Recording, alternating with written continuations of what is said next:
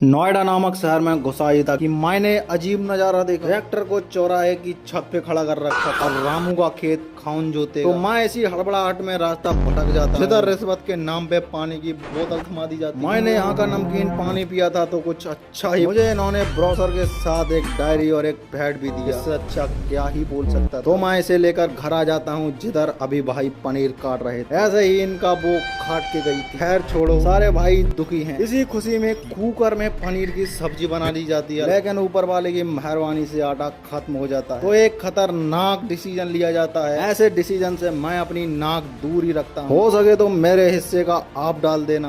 मतलब ये जो फिर वही बात आ जाएगी, जो गरीब हो ना आदमी, यो साला अपनी आदत से गरीब हो। एंड फिर दावत स्टार्ट कर दी जाती है। सब कुछ सही चल रहा होता है, लेकिन ला भाई दीपक पता नहीं किस बहान चौध की नजर लग गई भाई।